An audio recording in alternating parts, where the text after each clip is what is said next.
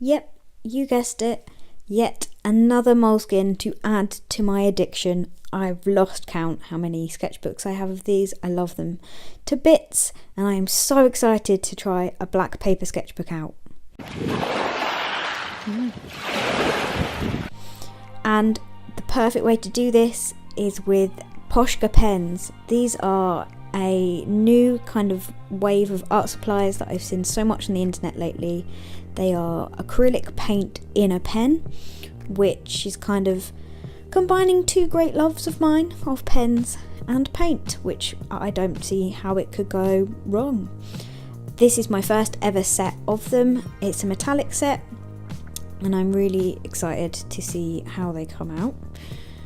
But they are acrylic markers and will go on everything. So after remembering that I could mark the table permanently, I decided it's probably best to put some paper down. I have a gold, silver, white and a black Posca marker, which I don't actually try out in this video because it's black paper, but I have tried out elsewhere and that's also really awesome. So these pens are a larger size compared to some of the other ones they offer. I think it's classed as an 8. It's really thick, and you give it a shake and you have to kind of try and get the paint to come out, which is a lot easier said than done. I was there for quite a while doing this until finally, yay, we have paint. Ooh, they're so white. So I used the first page of the sketchbook as just a test page to see how the pens worked. I was pleasantly surprised at the range of size that you can get because they're chisel tipped. You can kind of use corners and edges to make a lot of different varying line weights. So I had a lot of options just from one pen with the size of the line that I could do.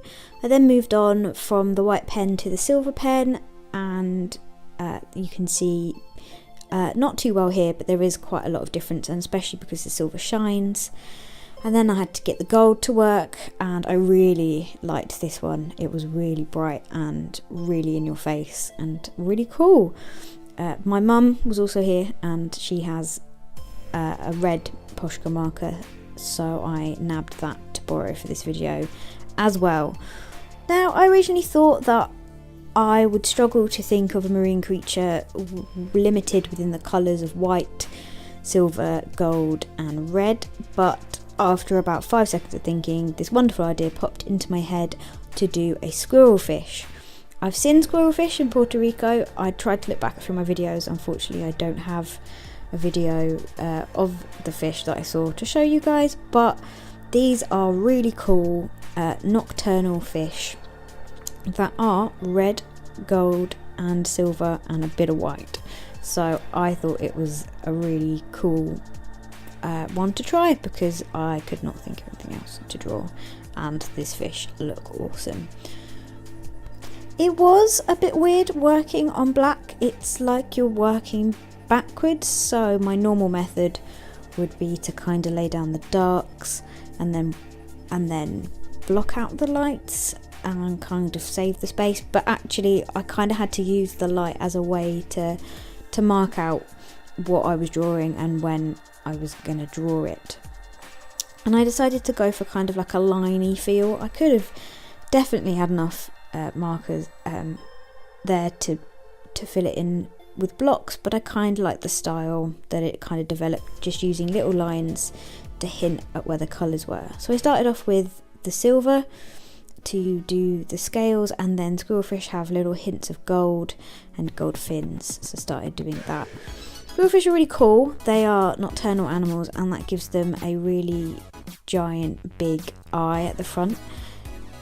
So squirrelfish have these giant eyes because they are nocturnal, and the bigger the eye, the more light they can try and nab in. There is still some light at night with a bit of moonlight and stuff, so that kind of helps them see as best they can.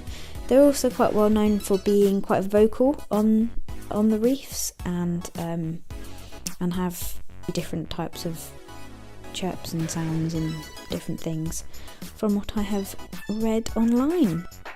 So I was really pleased with how this was kind of coming out with the different paint pens. They are so fun to use. I can't overemphasize enough how awesome they are to use, and how bright and brilliant they really come out. I'm really excited to try and test them. I mean, they draw on like glass, wood, pretty much anything these things are going to draw on, so I'm excited to give these a go on everything else. So that's pretty much all I have to say about this drawing and this fish. Apart from to emphasise again how awesome these markers are, I really recommend people getting a hold of at least a couple. The white particularly would be really useful in a load of different situations. And give drawing on black paper a go. It's a lot more fun than I thought it would be, and something I hadn't really ever tried before either. And it's a winning combination using these paint pens and black paper as well. So I'm just going to leave you with the final reveal of this piece of artwork, and I hope everyone has a fantastic week, and I will see you next Wednesday. Bye!